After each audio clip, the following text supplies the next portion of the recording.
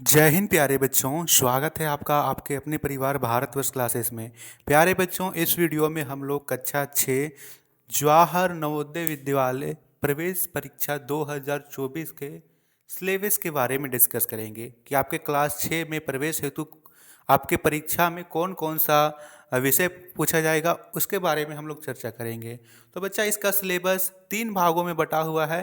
पहले भाग में मानसिक योग्यता यानी कि मेंटल एबिलिटी, दूसरा गणित और तीसरा हिंदी। ये तीनों टॉपिक से ही आपके परीक्षा में प्रश्न पूछे जाएंगे। बच्चा, आपको यहाँ पे ध्यान रखना है कि आपके परीक्षा में कुल 80 प्रश्न होंगे। कितने प्रश्न होंगे? 80 प्रश्न होंगे, जिसमें से मानसिक योग्यता के 40 प्रश्न, गणित के 20 प्रश्न और हिंदी के 20 प्रश्न रहने वाले हैं। मानसिक योग्यता मेंटल एबिलिटी में किस प्रकार के प्रश्न पूछे जाएंगे, कौन कौन से टॉपिक से प्रश्न आएंगे, इस वीडियो में हम मानसिक योग्यता के बारे में जितने भी प्रश्न जितने भी टॉपिक से आएंगे उन सभी की चर्चा करने वाले हैं। इसके बाद हम गणित और हिंदी के भी विषयों के बारे में चर्चा करेंगे। बच्चों, आपको ध्यान रखना है कि आपके परीक्षा में कुल 80 प्रश्न रहेंगे। आपको प्रत्येक प्रश्न के 1.25 अंक मिलेंगे, तो आप इसकी गुना कीजिएगा तो हो जाएगा 100, यानी कुल 100 अंकों की परीक्षा आपकी होगी। आपको समय मिलेगा 2 घंटा। कितना घंटे का समय मिलेगा? 2 घंटा का आपको समय मिलेगा। चलिए बच्चों, अब हम चर्चा करते हैं कि मानसिक योग्यता के अंतर कौन कौन से प्रश्न पूछे जाते हैं, कौन कौन से अध्याय से आपके प्रश्न आते हैं। तो प्यारे बच्चों, मानसिक योग्यता एवं परीक्षण में यहाँ पे जो मैंने टॉपिक लिखे हुए, इन्हीं टॉपिक से आपके प्रश्न आएंगे और कुल 10 टॉपिक ऐसे हैं जिससे आपके परीक्षा में प्रश्न बनते हैं। तो चलिए बच्चे, हम समझते हैं कि कौन से टॉपिक से किस प्रकार के प्रश्न पूछे जाते हैं। तो बच्चा, सबसे पहले आता है असंगत आकृति को छांटना। यहाँ पे आपके सामने एक 4 आकृति दी रहेगी और इसमें से जो अलग आकृति होगी उसे आपको छांटना है। आप देख सकते हो यहाँ पे ABCD 4 आकृति दी गई है। आप इन चारों आकृतियों में सबसे भिन्न आकृति को छांटिएगा। अब इसमें देख सकते हो कि यहाँ पे जो तीर है ऊपर है, इसमें भी इधर है, यानी ये जो तीर है आमने सामने है, इसमें भी आमने सामने है, इसमें भी आमने सामने है। लेकिन इसमें जो तीर है वो एक दूसरे के विपरीत है। यहाँ पे ऊपर गया है तो यह नीचे आ गया है, यानी इसमें ऑप्शन नंबर जो डी है बच्चा वो भिन्न है, यानी आपको डी में गोला करना है। दूसरा टॉपिक आता है बच्चा समान आकृति में। जिस प्रकार की यहाँ पे आकृति दी गई है उसी प्रकार की आकृति को आपको यहाँ ढूंढना है।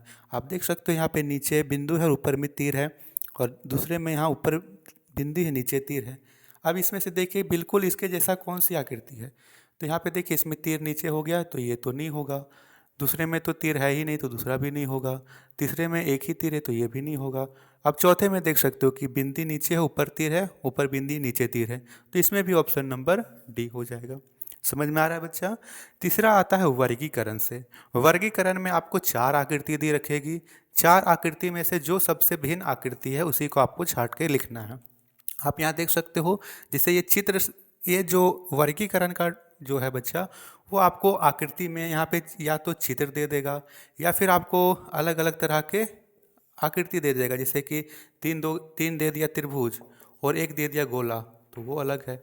यहाँ पे देखिए, यहाँ पे दे रखा है ये किताब, कलम, कप और रबड़। इसमें से कौन सा अलग है? तो किताब, कलम, रबड़ ये तीनों पढ़ने लिखने का सामान है, इसमें कप अलग है, तो ऑप्शन नंबर सी यहाँ पे सही विकल्प होगा। अगला दे रखा है बच्चों श्रृंखला। श्रृंखला में क्या है कि आपको 3 आकृति दे रखेगा और पूछेगा कि अगली आकृति कौन सी होगी। आप इसमें देख सकते हो कि यहाँ पे जो गोल है उसके ऊपर यहाँ पे लाइन है, फिर यहाँ से आया, फिर यहाँ आया, यानी यहाँ से यहाँ गया, फिर यहाँ से यहाँ आया, तो अब क्या होगा? अब यहाँ से यहाँ चला जाएगा, यानी 45 डिग्री यहाँ आया, फिर 45 डिग्री नीचे गया, अब 45 डिग्री करेंगे तो यहाँ पे चला जाएगा, यानी ऑप्शन नंबर डी में देख सकते हो आप, ऑप्शन नंबर डी सही है।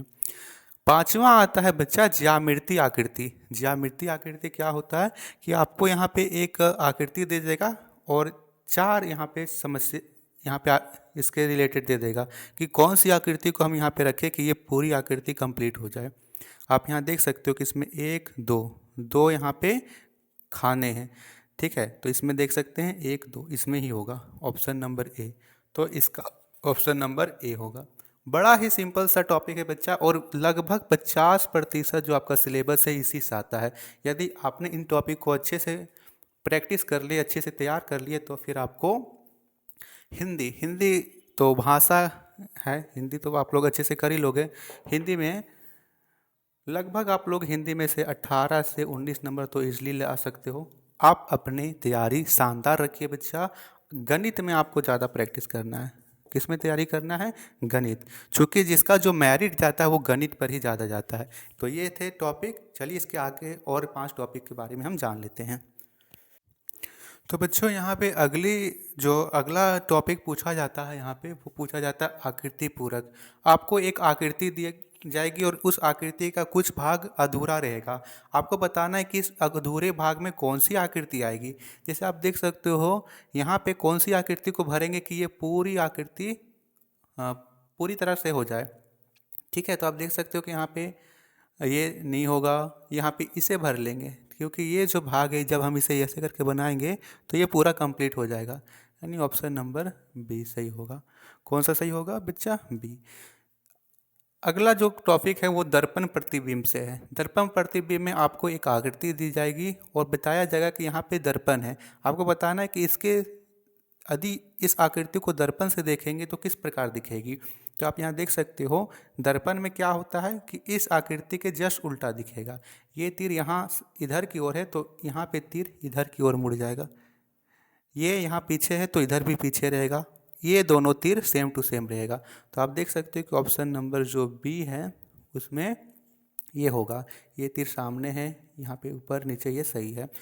अगला टॉपिक आता है बच्चों, वो आता है कागज मोड़ना या फिर काटना। यहाँ पे क्या होगा कि आपको 3 आकृति दी जाएगी और बताया जाएगा कि यदि हम इन आकृतियों को फिर से खोलें तो क्या होगा।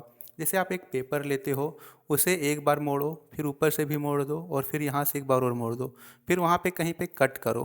कट करने के बाद वो जो पूरा पेपर को खोलोगे तो वो कट कहाँ कहाँ होगा उसी से बताना है। जैसे यहाँ पे एक पेपर को पहले आधा मोड़ा गया, फिर इस आधे को भी आधा मोड़ा गया, फिर इसको यहाँ से फिर से मोड़ा गया, मोड़ करके यहाँ बीच में काट दिया गया। अब आपको बताना है कि इसे खोलेंगे तो क्या होगा। जब हम बीच में ही काट रहे हैं तो खोलेंगे तो ये पूरा कटा हुआ होगा। यानी ऑप्शन नंबर ए सही होगा। बी सी डी ये नहीं होगा। 9वां जो टॉपिक पूछा जाता है कागज़ के टुकड़े को जोड़ना। यहाँ पे 2 कागज़ के टुकड़े अलग अलग होंगे। आपको बताना है कि यदि इन दोनों को जोड़ दें तो किस प्रकार की आकृति बनेगी। यानी उन दोनों को जो जब जोड़ेंगे तो वो जो बीच में जो लाइन है जो इस प्रकार की ये कटा हुआ है उसी प्रकार जुड़े में भी होना चाहिए। आप देख सकते हो कि यहाँ पे जब जुड़ेगा तो ये इसमें चला जाएगा। तो यहाँ बी तो होगा नहीं, सी तो नहीं होगा, है ना, ये भी नहीं होगा और इसमें डी भी नहीं होगा। ये तीनों तो होगा नहीं क्योंकि इसमें ये ज़्यादा है। ऑप्शन नंबर ए जो कि सबसे इन आकृति से सबसे ज़्यादा समीप है, तो ऑप्शन नंबर ए होगा। 10वां पूछा जाता है छिपी आकृति से, एम्बेडेड फिगर, यानी इस आकृति में कौन सी निम्न में से कौन सी आकृति छुपी है। तो आप देख सकते हो यहाँ पे जो ये डमरू शेप से बन रहा है उसमें ऊपर भी ऐसे किया हुआ और नीचे भी, तो इसमें ए में है। बी में तो नहीं होगा क्योंकि ये पूरा क्रॉस ये प्लस हो गया है, तो बी नहीं होगा। सी में जो डमरू तो बन रहा है लेकिन ऊपर की ओर गोल हो रहा है तो ये नहीं होगा। डी में भी ऊपर गोल हो रहा है तो डी भी नहीं होगा, यानी ऑप्शन नंबर ए। ठीक है, तो बच्चा इन्हीं सब टॉपिकों से आपके प्रश्न पूछे जाते हैं और 40 प्रश्न इन्हीं सभी टॉपिक से पूछने वाले हैं। हम इन सभी टॉपिक की धुआंधार प्रैक्टिस करने वाले हैं और इसके बाद हम गणित और हिंदी के भी धुआंधार तरीके से प्रैक्टिस करने वाले हैं। तो यही था बच्चा सिलेबस। आपको वीडियो अच्छी लगी तो वीडियो को लाइक कीजिएगा, शेयर कीजिएगा और इसकी तैयारी हेतु भारतवर्ष क्लासेस को सब्सक्राइब जरूर कीजिएगा। धन्यवाद।